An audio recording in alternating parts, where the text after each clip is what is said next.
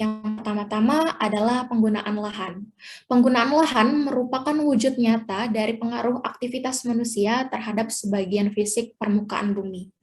Karena bentuk penggunaan lahan yang sangat dipengaruhi oleh pertumbuhan penduduk dan aktivitasnya, maka dapat kita katakan bahwa semakin meningkatnya jumlah penduduk dan semakin intensifnya aktivitas penduduk di suatu wilayah, maka akan berdampak kepada semakin meningkatnya perubahan lahan yang akan terjadi pada wilayah tersebut.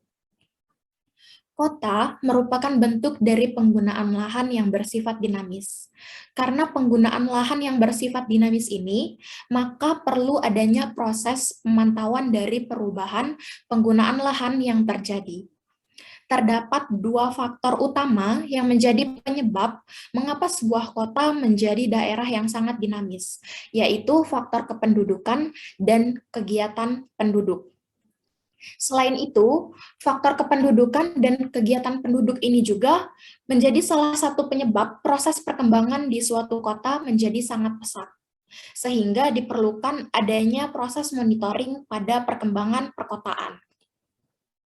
Salah satu proses monitoring tentang perkembangan perkotaan adalah perkembangan lahan terbangun.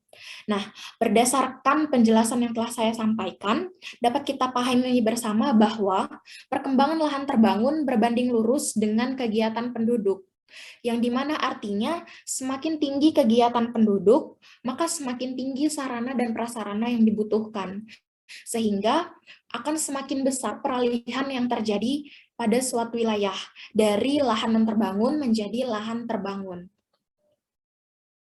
Kota Lampung, tepatnya di Kecamatan Sukarame, merupakan salah satu wilayah perkembangan perkotaan. Perkembangan perkotaan yang terjadi pada Kecamatan Sukarame kemungkinan disebabkan karena adanya pembangunan jalan tol Bantar dan kampus Institut Teknologi Sumatera, sehingga menyebabkan adanya peralihan lahan dari lahan non terbangun menjadi lahan terbangun. Google Earth Engine merupakan piranti lunak daring dengan fasilitas komputasi awan yang didesain dapat menyimpan dan memproses data kebumian dalam jumlah yang sangat besar. Keunggulan yang ada pada Google Earth Engine inilah yang melandasi kami untuk menggunakan Google Earth Engine dalam melakukan proses pengolahan, yaitu untuk mengetahui besarnya peralihan lahan yang terjadi, yaitu lahan non terbangun menjadi lahan terbangun di Kecamatan Sukarame. Dari hal-hal yang telah melatar belakangi penelitian kami, terdapat dua tujuan yang ingin kami capai. Yang pertama adalah untuk mengidentifikasi jumlah perubahan luas area terbangun di Kecamatan Sukarame, dan yang kedua adalah untuk menganalisis pengaruh pembangunan Jalan Tol Bantar dan ITERA terhadap perubahan lahan yang terjadi. Kemudian, pada proses pengolahan untuk melakukan identifikasi perubahan lahan menggunakan Google Earth Engine, kami menggunakan 3 nilai indices. Di antaranya, yang pertama adalah NDVI, atau Normalized Difference Vegetation Index. Indices NDVI ini dapat kita gunakan untuk menentukan status kesehatan atau kerapatan vegetasi pada suatu wilayah, namun tidak berhubungan langsung dengan ketersediaan air tanah di wilayah tersebut. Nah, untuk mendapatkan nilai NDVI dapat kita lakukan melalui perhitungan dengan rumus kanal NIR dikurangi dengan kanal RED, dibagi dengan kanal NIR, ditambah dengan kanal RED. Selanjutnya, indices yang kedua adalah NDBI, yaitu Normalized Difference Build-up Index. Jika NDVI tadi berfokus pada vegetasi, maka NDBI ini fokus untuk menyoroti daerah perkotaan atau kawasan terbangun. Untuk mendapatkan nilai NDBI ini sendiri dapat kita lakukan melalui perhitungan dengan rumus kanal SWIR dikurangi kanal NIR, dibagi dengan kanal SWIR ditambah dengan kanal NIR. Selanjutnya, yang ketiga dan yang terakhir adalah indices MNDWI atau Modified Normalized Difference Water Index. Indices MNDWI ini merupakan indices hasil modifikasi dari indices NDWI. Karena MNDWI ini merupakan hasil modifikasi, tentu saja MNDWI ini memiliki keunggulan. yaitu dapat menghilangkan gangguan tanah untuk peningkatan dalam mendeteksi badan air di perkotaan. Untuk mendapatkan nilai MNDWI dapat kita lakukan melalui perhitungan dengan rumus green dikurangi SWIR dibagi dengan kanal green ditambah kanal SWIR. Selanjutnya, wilayah studi. Pada penelitian ini, wilayah studi yang kami ambil terletak di Kecamatan Sukarame. Kecamatan Sukarame sendiri terletak di ujung timur Kota Bandar Lampung. Berdasarkan data statistik dari Kabupaten Sukarame pada tahun 2016, wilayah Sukarame memiliki luas sekitar 14,75 meter persegi dengan jumlah penduduk berkisar 54.675 orang. Kecamatan secara keseluruhan, Kecamatan Sukarame sendiri terdiri dari dataran rendah dan juga berbukit. Selanjutnya, pada penelitian ini, data yang kami gunakan adalah data citra satelit Landsat 8. Satelit Landsat 8 ini memiliki 2 sensor dan juga 11 buah kanal.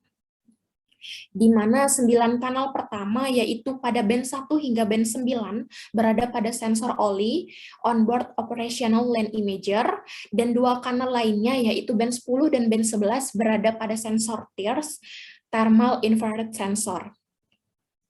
Berdasarkan pemaparan nilai indices sebelumnya, maka pada penelitian ini kami menggunakan 4 band dari citra Landsat 8, yaitu band 3, band 4, band 5, dan band 6.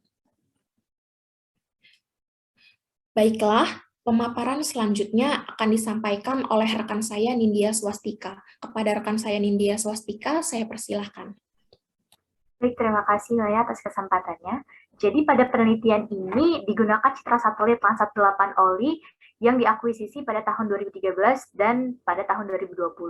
Nah, citra tersebut kami dapatkan dari dataset pada Google Earth Engine. Lalu masing-masing citra tersebut kami lakukan mask cloud dengan tujuan untuk memperkecil kesalahan akibat awan ataupun bayangan awan. Selanjutnya, dilakukan perhitungan 3 spectral indices yang kami gunakan, yakni NDVI, NDBI, dan MNDWI untuk ekstraksi vegetasi, urban area, dan badan air, agar hasil klasifikasinya yang akan didapatkan nanti memiliki tingkat akurasi yang lebih baik. Nah, selanjutnya dilakukan komposit citra dengan mengkombinasikan 3 band, yakni band shortwave infrared atau band 6, near infrared atau band 5, dan green atau band 3, lalu dipotong atau diklip berdasarkan batas administrasi Kecamatan Sukarame. Selanjutnya, kita lakukan training area pada citra yang sudah dilakukan komposit tadi dengan membuat 80 titik sampel yang tersebar pada area studi dengan pembagian 40 titik sampel untuk build-up area dan 40 titik sampel untuk non-build-up area. Nah, sampel yang sudah dikumpulkan tadi kemudian kita bagi atau dilakukan split data sampel dengan ketentuan 80% untuk training data dan 20% untuk testing data. Lalu klasifikasi kami membuat dua kategori atau 2 kelas, yakni build-up area dan non-build-up area, yang selanjutnya dilakukan uji akurasi dengan ketentuan apabila lebih dari 85%, maka hasil klasifikasi tersebut dapat digunakan untuk mendeteksi perubahan build-up yang terjadi yang kemudian bisa kita analisis. Selanjutnya. Nah, ini adalah hasil klasifikasi yang sudah didapatkan. Untuk bagian A merupakan klasifikasi citra pada tahun 2013, dan untuk bagian B ini merupakan klasifikasi citra pada tahun 2020. Nah, klasifikasi yang sudah didapat ini, warna oranye mewakili area terbangun atau build-up area, dan warna hijau sendiri mewakili area vegetasi atau non-build-up area. Selanjutnya,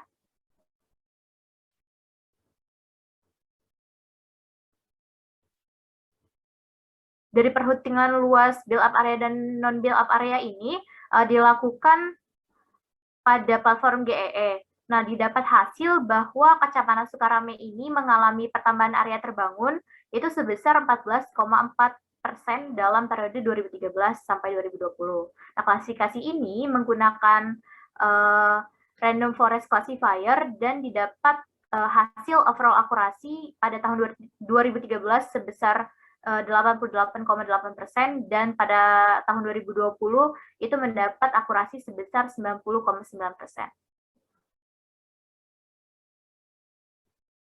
Selanjutnya, kami mengutip dari teori yang dikemukakan oleh Lee dalam buku yang ditulis oleh M. Yunus pada tahun 2005, bahwa ada beberapa faktor yang mengakibatkan perubahan lahan terbangun. Di antaranya ada faktor aksesibilitas, faktor pelayanan umum, pengembang atau developer, karakteristik pemilik lahan, dan karakteristik lahan. Terdapat untuk ditinjau untuk pembangunan ITERA dan Tol Bantar ini akan berpengaruh terhadap perkembangan luas lahan terbangun di Kecamatan Sukarame. Nah, ditinjau dari aksesibilitas dan faktor pelayanan umum, pembangunan ITERA dan Tol Bantar ini menjadikan posisi Kecamatan Sukarame ini menjadi wilayah yang strategis. Jarak Kecamatan Sukarame ke pintu tol Bantar sendiri itu hanya 2 km saja. Nah, sehingga membuat arus lalu lintas di Kecamatan Sukarame ini, khususnya di sepanjang jalan arteri, itu semakin meningkat. Nah, pembangunan ITERA juga akan meningkatkan jumlah dan jenis lalu lintas yang ada. Selain itu, keduanya juga dapat menarik hadirnya infrastruktur baru sebagai penunjang kegiatan di sekitarnya. Lalu ditinjau juga dari karakteristik pemilik lahan dan developer, itu bahwa ada kecenderungan pihak tersebut itu untuk meningkatkan kualitas ekonomi. Nah, membuat pihak tersebut itu akan membangun lahannya menjadi tempat seperti kos-kosan ataupun sektor jasa lainnya seperti rumah makan, bisnis laundry, usaha percetakan, dan juga swalayan. Kebanyakan dari wilayah tersebut itu dibangun dari pertanian aktif Sukarame yang dimanfaatkan sebagai pemukiman, sedangkan pada pusat Kecamatan Sukarame itu sendiri dimanfaatkan untuk area bisnis dan jasa. Lalu juga untuk karakteristik lahan, karena Sukarame ini kebanyakan terdiri dari dataran rendah sehingga memiliki potensi yang lebih untuk dilakukannya pembangunan. Selanjutnya,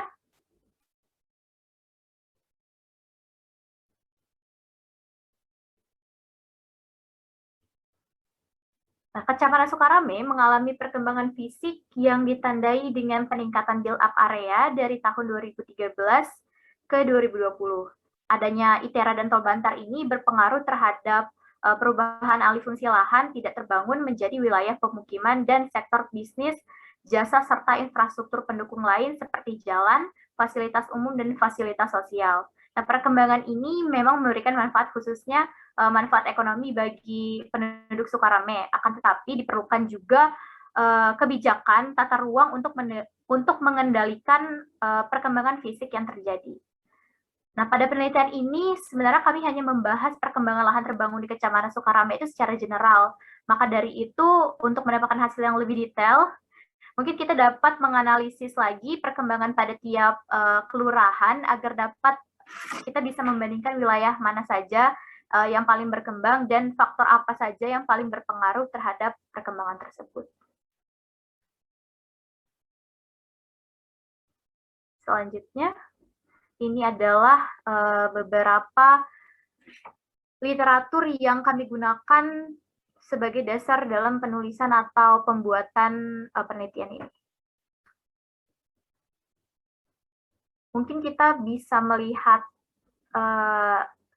demo dari Google Earth, pengolahan citra pada Google Earth Engine yang sudah dilakukan. Jadi kalau untuk melakukan pengolahan citra, kita menggunakan Google Earth Engine lewat code Earth Engine, lewat code editornya. Nah, ini beberapa ini script-script yang sudah kami tulis untuk menghasilkan hasil klasifikasi tersebut. Lalu pada di sebelah kanan atas dengan nama layers itu kami membuat, mungkin boleh ditunjukkan layersnya. Kami membuat 6 layers Itu terdiri dari land composite pada tahun 2013 dan 2020. Juga kami membuat layer build up area dan non build up area masing-masing pada 2013 dan 2020. Lalu kami tampilkan juga grafik perkembangan luas lahan terbangun pada tahun 2013 dan 2020. Juga kami membuat grafik nilai indices yang kami dapatkan. Mungkin sekian yang dapat saya sampaikan. Saya kembalikan kepada rekan saya, Maya. Baik, terima kasih, Nindya. Nah, dengan berakhirnya demo GEE yang telah disampaikan oleh rekan saya, maka berakhirlah presentasi pada malam hari ini. Akan tetapi, sebelum mengakhiri presentasi pada malam hari ini, kami ingin mengucapkan beberapa ucapan terima kasih kepada berbagai pihak. Yang pertama-tama, kami ucapkan terima kasih kepada Institut Teknologi Sumatera, yaitu Program Studi Teknik Geomatika selaku lembaga pendidikan tempat penulis atau tempat kami menimba ilmu dan pengetahuan. Kemudian kami juga ucapkan terima kasih kepada Pusat Teknologi Pengembangan Sumber Daya Wilayah PT PSW dan Badan Riset dan Inovasi Nasional BRIN selaku lembaga instansi tempat penulis melakukan penelitian. Kemudian kami ucapkan terima kasih kepada Bapak Adam Irwansyah Fauzi, STMT, selaku pembimbing kampus. Dan kami ucapkan terima kasih kepada Bapak Hartanto Sanjaya, SSI MSC, selaku pembimbing instansi yang telah membantu kami dalam melakukan penelitian ini.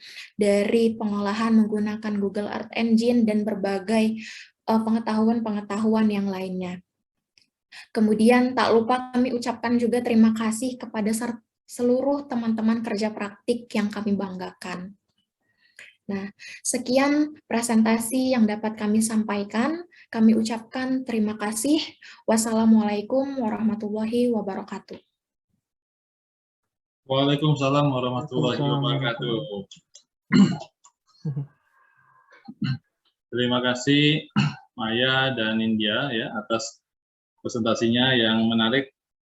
Ini beda nih dengan waktu pelatihan kemarin nih. Ini banyak improvement-nya ya, menarik sekali. Saya tadi cukup cukup kaget juga. Tapi bagus ya. Improvement ini sangat menarik bagi saya karena menandakan bahwa kalian siap akan presentasi ini. Kemudian sebelum kita ke pertanyaan, mungkin ada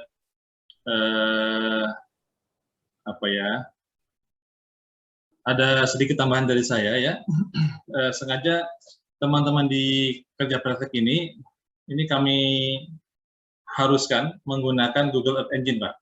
Jadi karena dengan teknologi cloud computing ini itu jauh memudahkan kita dalam memproses citra satelit, baik dari sisi tidak perlu lagi mengadakan software, tidak perlu lagi mendownload data yang bergiga-giga, dan juga proses yang sangat cepat, tidak perlu membeli komputer baru, kita gunakan komputernya Google saja, superkomputernya Google, semua teratasi. Jadi memang teman-teman ini dari awal mereka datang, langsung kita kasih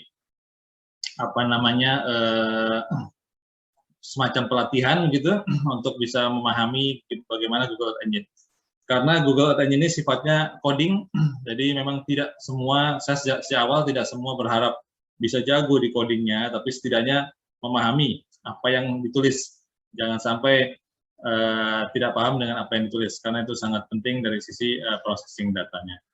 Baik, saya mungkin langsung ke Pak Adam, kalau ada yang ingin ditanyakan atau yang akan dikomentari mengenai presentasi tadi, silakan Pak. Baik, terima kasih Pak Tanto. Ya, selamat Maya dan Nindya ya. Jadi tadi presentasinya sudah sangat baik dan terlihat menguasai ya. Hasilnya juga sudah baik.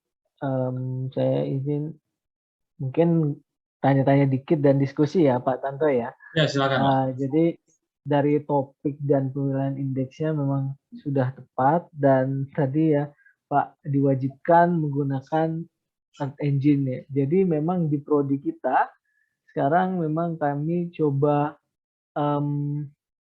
mengarahkan ke sana Pak, bukan cuma remote sensing, Ya. tapi juga GIS. Jadi makanya saya akan tanya nih, kira-kira Nindya dan Maya nih gimana? Kesulitan kah atau udah mulai suka nih dengan coding? Hah? Karena mahasiswa itu banyak yang alergi Pak, matematik, statistik, coding-coding. Ya, Nah, betul. semoga Maya dan Nindya enggak ya? Ya, gimana kira-kira? Kalau kendala praktik, kendala teknis yang dihadapi, pasti ya. Ada yang lain nggak kira-kira selain coding? Atau boleh cerita pengalamannya gimana? Ya, silakan. Belajar. Ya, izin menjawab ya Pak. Jadi Ya. kalau untuk saya pribadi itu memang awalnya memang saya tuh tidak suka coding ya Pak sebenarnya. Cuman jadi awal-awal ini sangat bingung juga sih Pak untuk gimana cara pembuatannya, tapi kami mendapat skrip panduan dari Pak Hartanto juga. Tiap pertemuan itu ada tiap minggu itu pasti ada pertemuan untuk membahas apa yang dikerjakan seperti itu. Jadi lama-lama juga karena selalu coding-coding gini jadi cukup seru juga Pak kalau udah ketemu celahnya nih, apalagi kadang kalau ketemu error tuh justru kayak wah kenapa nih, jadi penasaran gitu Pak. Jadi malah seru kalau ada error-error gitu.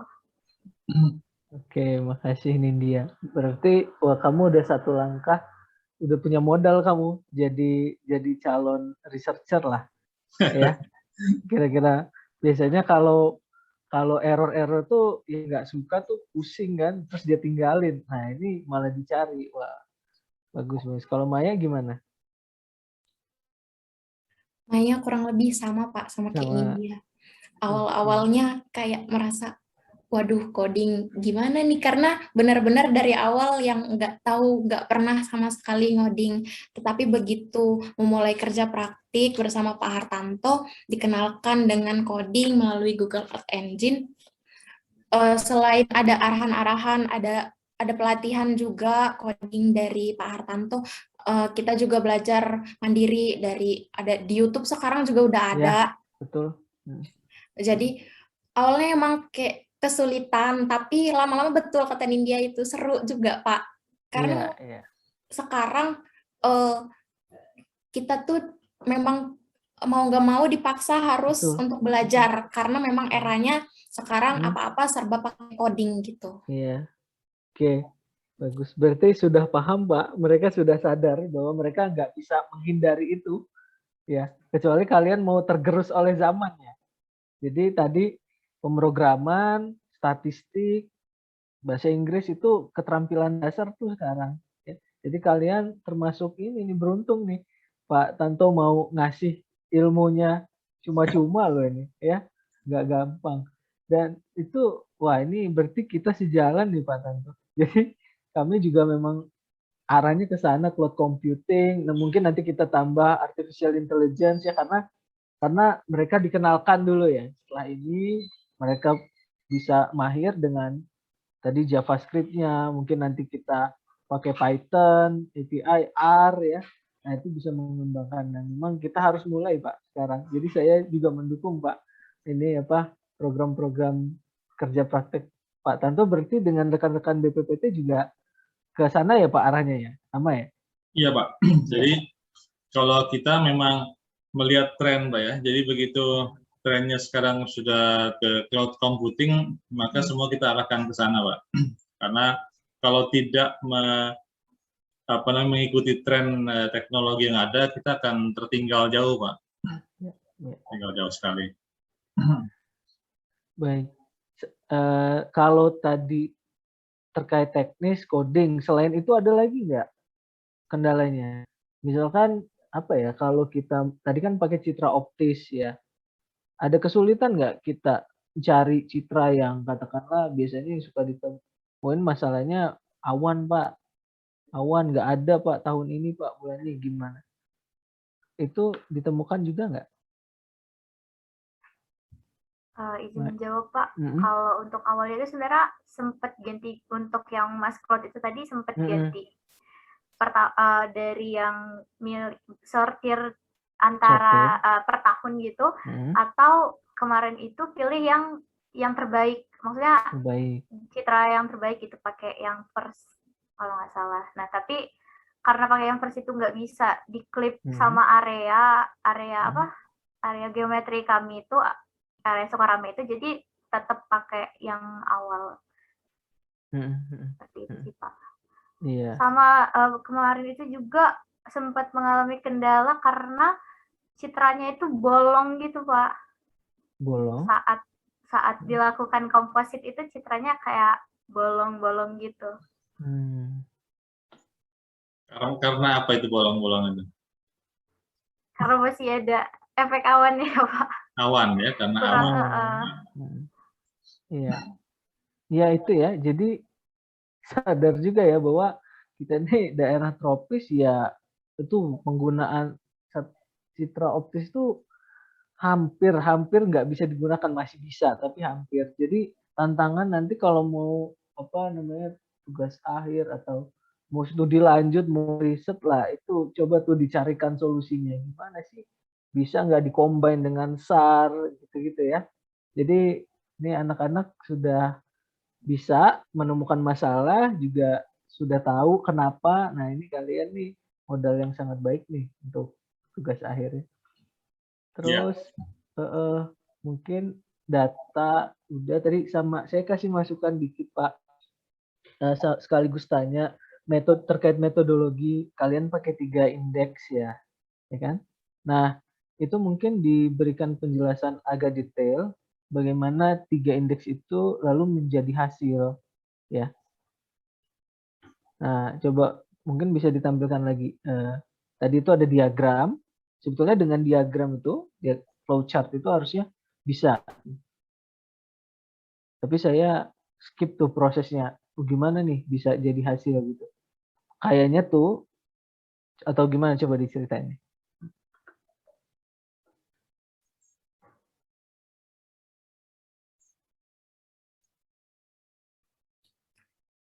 Jadi kan kami menggunakan 3 indeks, NDVI, NDBI, sama MNDWI. Nah, sebenarnya kan Pak, untuk komposit sendiri itu kan ada band itu memiliki nilai-nilainya sendiri. Nah, tapi dengan adanya, kalau kita memperhitungkan NDVI, NDBI, MNDWI sendiri, kita itu bisa mendapatkan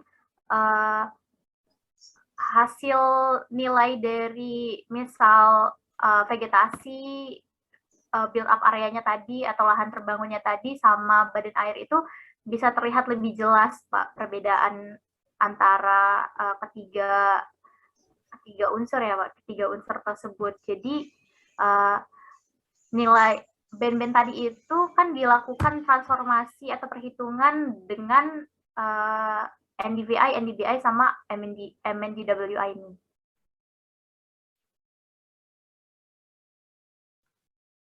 Yang di komposit ini yang dilakukan apa? Jadi ada klasifikasi gitu nggak? Jadi untuk jadi terbangun, non terbangun itu prosesnya gimana? Kalau untuk menjadi lahan terbangun dan terbangun tadi, kita lakukan training area, itu kita menggunakan dengan melakukan membuat titik sampel, itu boleh mungkin dilihat dari geometri yang tadi Mai. Oke, dibuat titik sampel terus? Itu buat titik sampel, jadi sebenarnya kan hasil kompositnya ini akan tampil dari layer, mungkin boleh yang lainnya dimatikan Mai dari layersnya. Sisakan kompositnya.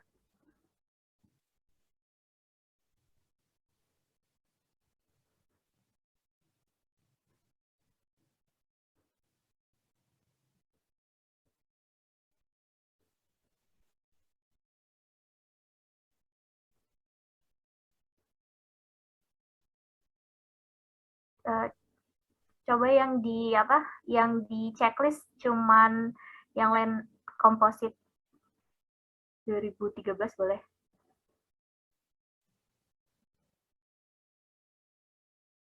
Nah, ini kan hasil komposit yang sudah dilakukan, Pak.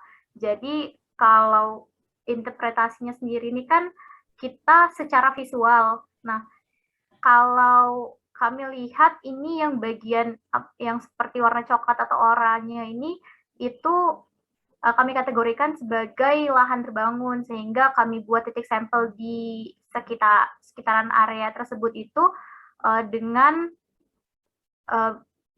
build up area. Nah, build up areanya sendiri ini kami buat itu nilai value-nya itu 1, dan untuk yang non build up itu kami buat value-nya itu 0.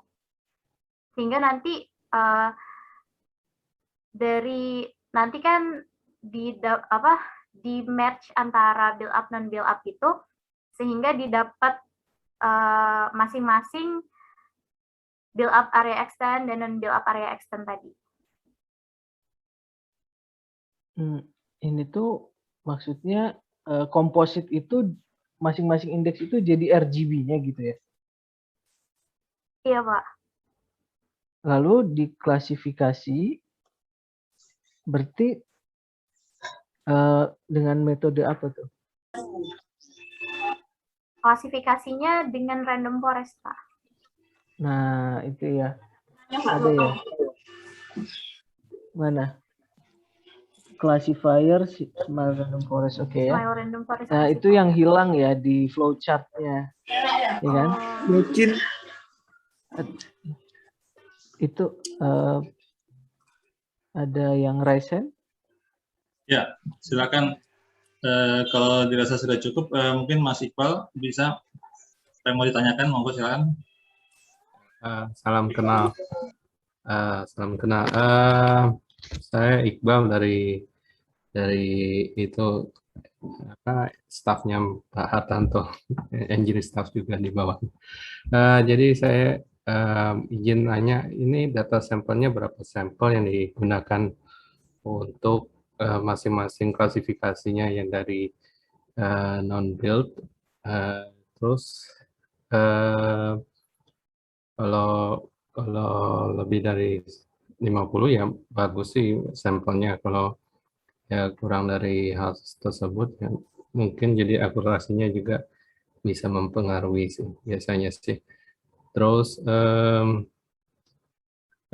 kenapa tadi juga menggunakan NWI ya, MNDWI ya. Kan bisa pakai NDWI juga, itu kan water index juga. Mungkin itu aja sih yang ditanyakan.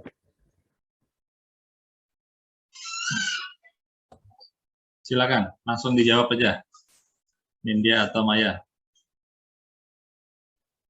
Izin menjawab, Pak. Untuk titik sampel tadi kan masing-masing citra di 2013 dan 2020 itu kami buat 80 titik sampel dengan 40 titik sampel itu untuk build up area dan 40 titik sampel itu untuk non build up area. Mungkin untuk kenapa memakai MNDWI itu sebenarnya kan karena dia tuh modifikasi dari NDWI. Mungkin Maya bisa membantu menjelaskan terkait hal tersebut. Iya, jadi kenapa pakai MNDWI daripada NDWI? Jadi sebenarnya MNDWI sama NDWI ini sama-sama untuk mendeteksi badan air. Tapi bedanya kalau MNDWI ini nih hasil modifikasi dari NDWI. Jadi tentu ada keunggulan dari MNDWI ini, yaitu dapat menghilangkan gangguan tanah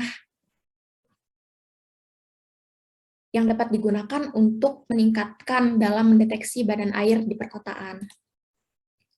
Begitu, Pak. Oke, silakan. Ada tanggapan dari Pak Iqbal lagi? Ya, makasih. Juga bisa aplikasinya ini juga bisa disempurnakan bisa jadi app-nya dari Google Earth Engine-nya itu biar tampak lebih kayak web.js ya seperti di Google Earth Engine. Itu masukan aja sih. Makasih. Terima kasih Pak Iqbal atas pertanyaan dan masukannya. Baik, saya serahkan lagi pada floor, siapa yang ingin bertanya? Teman-teman yang ada di sini yang silakan loh, yang sedang KB juga kalau mau tanya.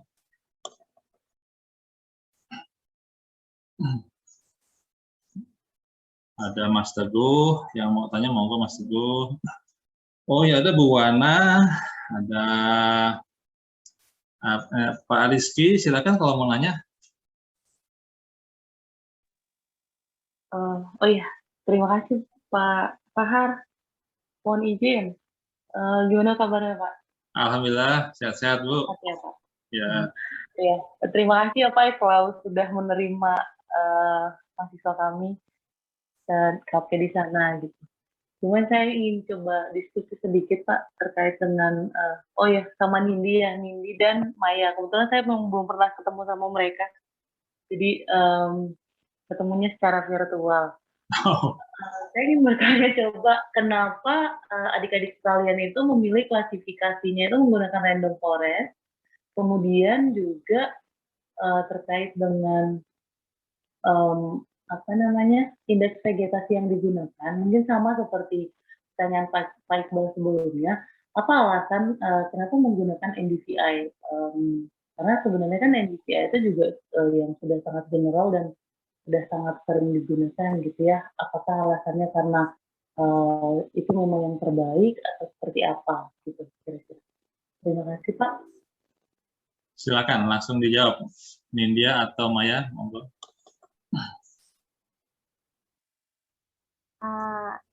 Izin menjawab Pak, untuk Silakan. kenapa pemilihan random forest classifier itu karena dari beberapa studi literatur yang kami baca dan dari beberapa penelitian sudah dilakukan, random forest ini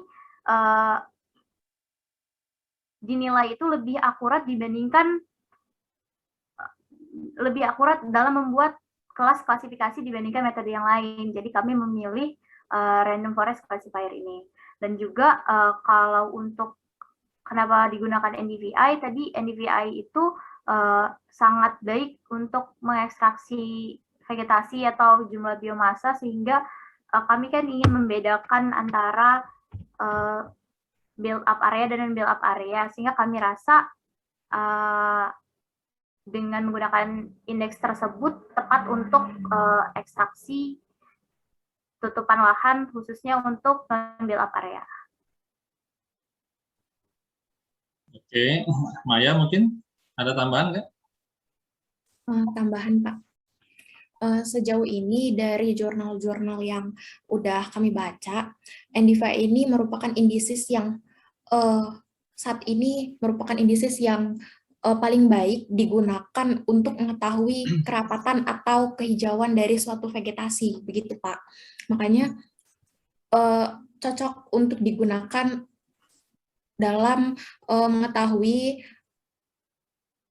lahan non build up area atau tutupan lahan begitu. Oke. Mereka ini Bu ya, Bu Wana, sejak awal masuk, mereka saya haruskan membaca jurnal. Jadi mohon maaf nih kalau misalkan terlalu memaksa Nindya sama Maya ya. Jadi mereka begitu masuk, saya haruskan membaca jurnal. Utamakan jurnal yang berbahasa Inggris, dan kalau memungkinkan ya dijadikan landasan untuk kalian melakukan kerja praktek ini. Jadi misalkan si Nindya sama Maya lebih cenderung ke land cover, maka cari jurnal yang terkait dengan land cover, pelajari, nah, kemudian jadikan itu sebagai landasan. Jadi mereka benar-benar saya berharap sih mereka bisa benar-benar berlatih untuk memakai landasan untuk bisa berbuat sesuatu gitu ya. Jadi Tapi sayangnya, bukan sayangnya sih, tapi mohon maaf saya gunakan jurnal-jurnal gitu ya. Kenapa? Karena jurnal cenderung lebih terpercaya karena di sana ada reviewer yang jelas gitu ya. Jadi itu yang saya paksakan mereka untuk membaca jurnal, dan saya haruskan, ya bukan saya sangat sarankan jurnal bahasa Inggris. Demikian juga untuk ini yang tadi saya katakan sebagai paper yang mereka buat saat ini, mereka juga saya paksa dalam bahasa Inggris. Maaf ya. Jadi mereka saya paksa menulis harus bahasa Inggris. Kemudian nanti pada seandainya ya, mudah-mudahan nanti paper kita diterima, pada saat seminar, karena itu internasional seminar, itu pun dalam bahasa Inggris dalam presentasinya. Nah itu jadi ya mohon maaf nih agak berdarah-darah sedikit di sini. Tapi itu mudah-mudahan sih bisa memacu Maya dan India ya ke depannya. Kita jangan lihat dulu keberhasilan, tapi kita upayakan yang terbaik. Itu aja dulu. Upayakan yang terbaik terus, keberhasilan itu akan datang sendiri. Begitu Bu Maya tadi. Mantap Pak, mantap. Oh iya, mungkin satu lagi saran aja sih Pak, karena mereka udah mau tingkat akhir kan ya. Jadi kalau asumsinya itu yang terbaik dan yang terbaik gitu ya, mungkin Maya dan India bisa mencoba sesuatu yang baru nantinya untuk membuktikan apakah benar NDVI atau random variety itu memang yang terbaik. Siapa tahu kalian menemukan nanti sebuah algoritma yang lebih baik daripada NDVI itu gitu. Jadi nanti orang-orang atau yang masih muda, lebih muda di antara kalian bisa membuktikan bahwa oh ternyata yang ditemukan oleh India dan Maya itu lebih baik daripada NDVI yang kita baca selama ini gitu kira-kira.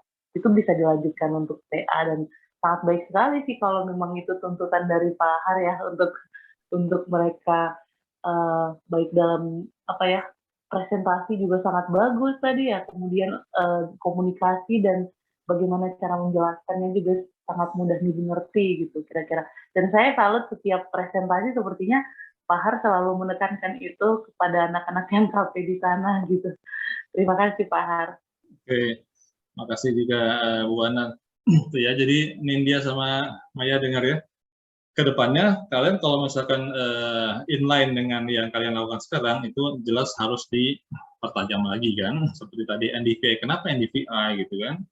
NDVI itu sudah umum sekali gitu. Kenapa kita pakai NDVI? Tentunya bukan berarti dia NDVI tidak berlaku lagi, tapi tetap saja harus ada alasan yang kuat kenapa kita pakai NDVI. Kalaupun mungkin nanti ada indisis lain yang lebih menjanjikan, ya kenapa nggak dicoba lagi yang lain. Oke, berikutnya kalau ada yang mau tanyakan lagi silakan.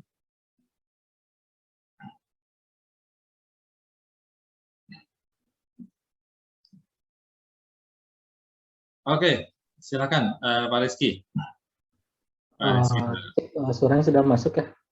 Sudah. Terima kasih. Sebenarnya saya masuk ke ini gara-gara diminta Pak Ulin ya sebagai ketua Purina gitu.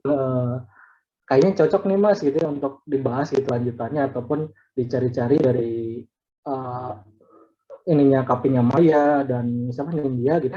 Selanjutnya apakah bisa nggak nih dilanjutkan di penelitian di Purino ataupun penelitian saya sendiri gitu ya. Walaupun saya sendiri mungkin untuk yang tentang ini gitu pengendalian jauh gitu mungkin masih kulitnya saja ya dibandingkan Pak Adam, Bu Ana maupun Pak Har gitu ya, ataupun Maya yang sudah lebih dalam gitu ya.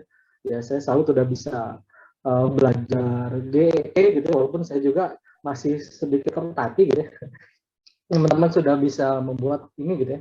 Nah yang jadi tadi kan yang jadi pertanyaan itu sebelumnya saya masih bingung tuh tol Bantar itu apakah tol Bantar yang di Jawa gitu yang ternyata yang di Sumatera gitu. Apa mungkin saya salah referensi nama gitu, apakah Bantar itu seluruhnya dari Bakauheni sampai ujung atau apa gitu.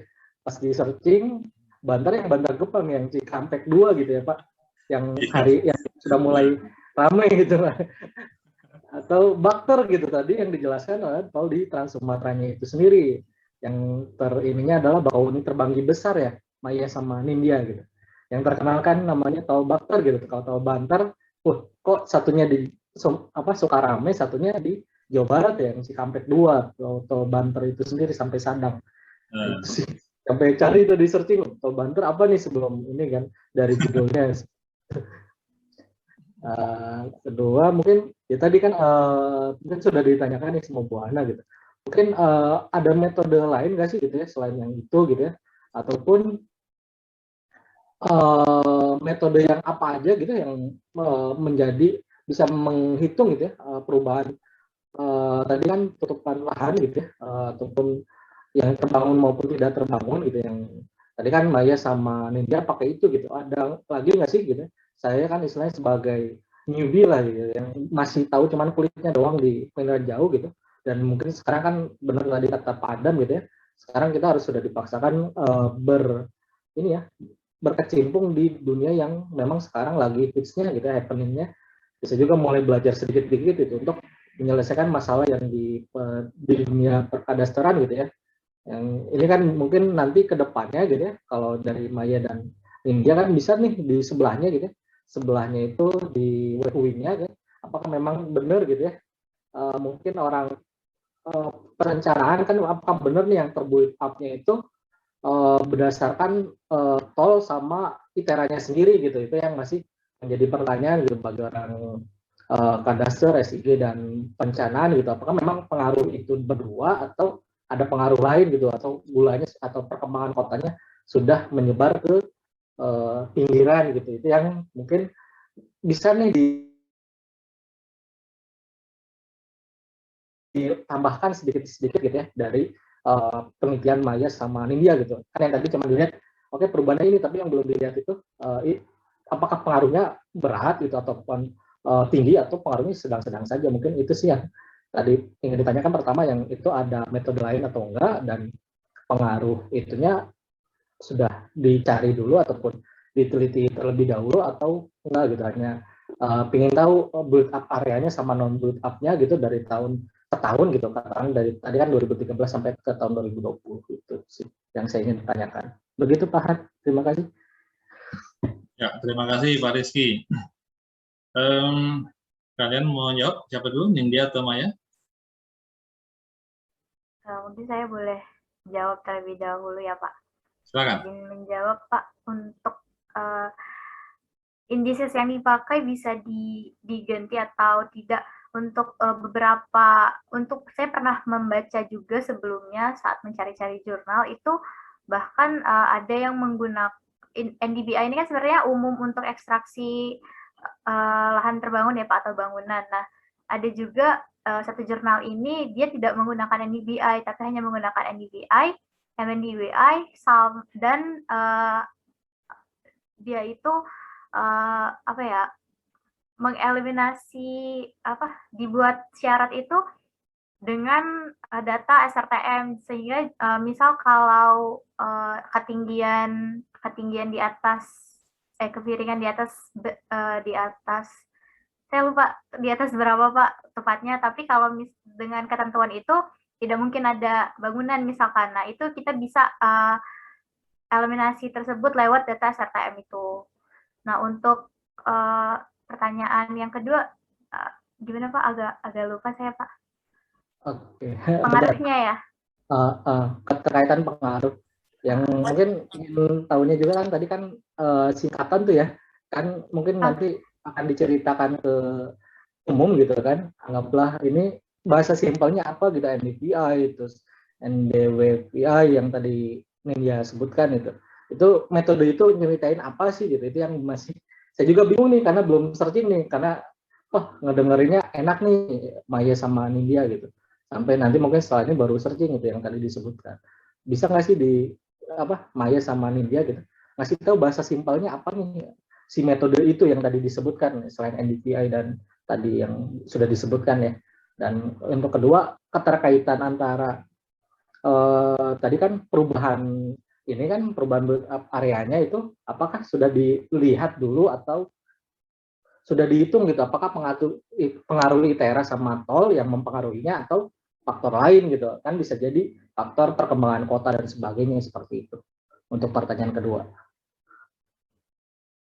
Mungkin pada dasarnya metode NDVI, NDBI, dan MNDWI itu untuk mengekstraksi jenis-jenis tutupan lahan seperti vegetasi area terbangun dan juga badan air untuk MNDWI. Nah, itu supaya kita bisa lebih mudah dalam interpretasi visualnya, Pak. Jadi kita bisa membedakan jenis-jenis tutupan lahan itu dengan lebih mudah, dan tingkat akurasinya juga jadi lebih tinggi. Dan untuk perkembangannya itu sebenarnya kami awalnya itu melihat karena kami karena kuliahnya di ITERA ya Pak, jadi tiap hari sering melewati Sukarame itu, perbandingan antara awal kami masuk kuliah dan sampai sekarang saja itu sudah sangat terlihat ya Pak bedanya. Dari segi arus lalu lintasnya juga kami melihat banyaknya bangunan-bangunan baru yang dibangun di sekitaran ITERA, khususnya Kecamatan Sukarame.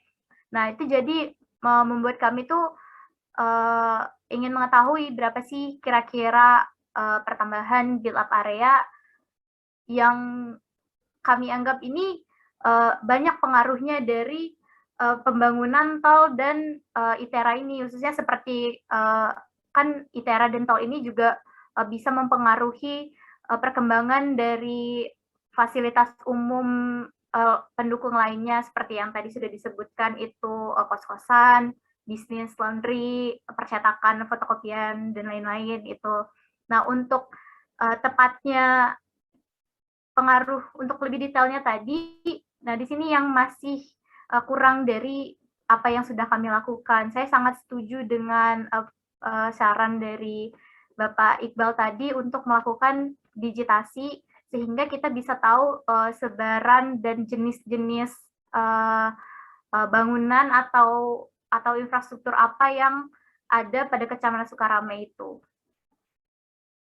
Jadi kita lebih tahu pastinya, misal kita bisa memetakan kos-kosannya atau bangunan-bangunan fasilitas umum tadi yang akibat dari pembangunan tol dan juga kampus ITERA. Oke, Maya ada dari Maya? Mungkin Maya bisa menjelaskan juga Pak, menambahkan sedikit. Kurang lebih penjelasan Maya sama kayak Nindya. Jadi karena yang mau kita visualisasikan kan non build up area dan build up area begitu ya Pak ya. Nah, jadi untuk NDVI ini kita khususkan agar dapat memvisualisasikan non build up areanya. Nah, NDBI-nya ini kita gunakan untuk memvisualisasikan bangunan-bangunannya begitu. Nah, selanjutnya pengaruhnya, karena sebenarnya kami masih belum nggak terlalu ini ya Pak ya, pengaruhnya tuh besar atau gimana, karena kami kan cuma melakukan penelitian secara general atau dilihat dari citra aja gitu ya Pak, jadi nggak terlalu spesifik banget tentang jenis-jenis bangunan yang bisa dilihat. Tapi karena kita lingkungannya di ITERA, kita bisa lihat sendiri kalau karena adanya ITERA ini menyebabkan adanya pertumbuhan, maksudnya perkembangan yang cukup pesat begitu. Karena yang seperti yang udah Maya jelasin di latar belakang bahwa semakin meningkatnya pertumbuhan penduduk, maka dan semakin meningkatnya juga aktivitas penduduk di suatu wilayah akan meningkatkan sarana dan prasarana yang akan dibutuhkan begitu Pak. Karena ITERA ini kan mengundang banyak orang gitu ya Pak ya, maksudnya mahasiswa untuk datang ke kampus gitu. Jadi secara nggak langsung nih banyak penduduk dari luar-luar datang gitu kan Pak untuk kuliah di ITERA. Nah, dari banyaknya datangnya mahasiswa-mahasiswa ini membutuhkan tempat tinggal begitu Pak. Jadi orang-orang masyarakat yang asli dari Lampung ini banyak buat kos-kosan gitu.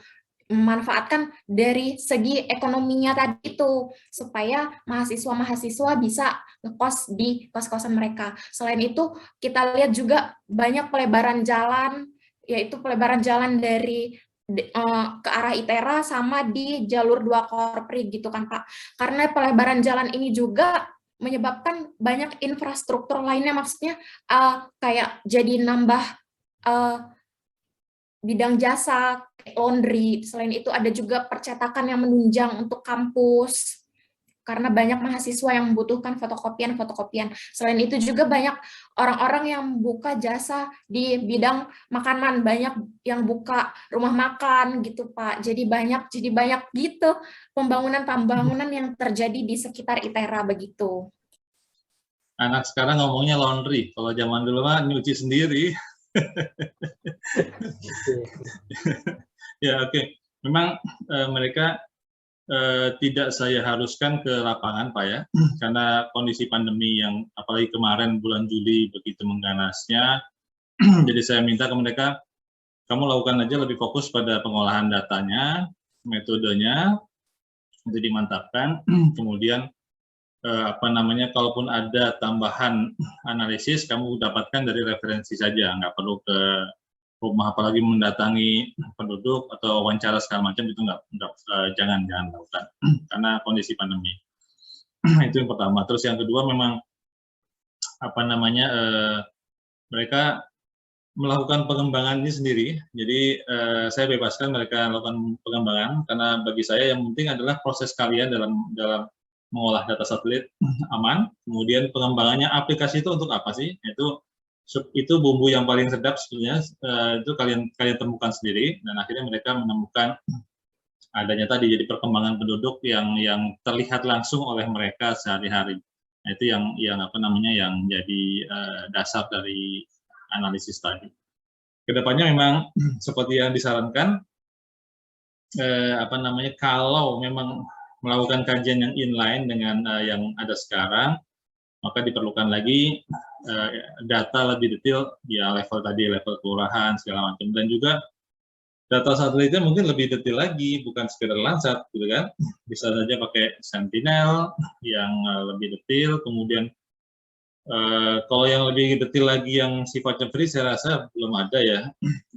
Jadi mungkin paling ya di Sentinel aja lah. Atau mungkin kalau tahun depan kalian sudah bisa main di Landsat 9. Kan Landsat 9 barusan naik nih. Tadi malam baru naik. Tahun depan kalian bisa main di Landsat 9. Kan tahun ini mungkin Landsat perlu waktu untuk untuk justifikasi sistem mereka, sekian bulan kemudian baru dipublikkan. Nah, itu mungkin tahun depan kita bermain di Landsat 9 sudah asik tuh. Saya nggak tahu asiknya di mana, maksudnya kelebihannya di mana, tapi kita lihat aja nanti. Saya pikir sih menarik untuk kita kaji nanti. Gitu. Oke, tadi kita dapatkan diskusi yang sangat menarik sekali dari orang-orang ITERA nih ya. Kalian beruntung sekali nih, ada ada dosen-dosen ITERA yang ada di sini, dan kemudian juga diskusinya sangat konstruktif ya, dan juga ada beberapa masukan tadi dari teman-teman ya. Mudah-mudahan Nindya sama Maya bisa memanfaatkan ya apa yang sudah ada, apa yang sudah kalian lakukan selama ini dengan baik ya. Apakah nanti TA-nya akan topik yang sama dengan diperdalam atau dibelokin sedikit analisisnya dan sebagainya, kan bisa dilakukan, atau memulai dari nol ya silahkan, tapi saya sih menyarankan lebih baik kalian kembangkan apa yang sudah kalian lakukan, jadi lebih efektif waktunya dan analisisnya bisa lebih tajam, tidak buang-buang waktu lah, dalam tanda kutip buang-buang waktu. Itu saran dari saya. Terus mohon maaf ya kalau misalkan selama bimbingan saya kadang-kadang menggeser waktu dan tidak pas dengan waktu kalian ya, karena ya namanya tugas kantor juga banyak, jadi kadang-kadang tugas mendadak, kemudian kita geser waktunya gitu kan. Kadang-kadang kita sering kita sering hampir tiap minggu Selasa, kadang-kadang digeser ke Senin, kadang digeser ke malam. Untungnya zaman pandemi begini, jadi online itu nggak bisa nolak Pak. online mau jam berapa aja ya silakan. Oke. Oke, mungkin itu yang sudah kita ini ya. Selamat untuk Nindya dan Maya atas presentasinya. Saya menunggu papernya untuk besok kita ini ya, kita kirim ke ke kalian ikut yang mana kalian lupa saya. Teman ya. Yang teman, Pak. Teman 2020 gitu ya. Oke. Saya tunggu papernya, mudah-mudahan nggak bisa lolos. Kalaupun lolos juga tantangan kalian masih berat karena harus ada presentasi. Nah, presentasi itu dalam bahasa Inggris dan dengan bahasa yang bagus pastinya. Jangan sekedar bahasanya Google gitu ya. Jadi harus lebih bagus lagi.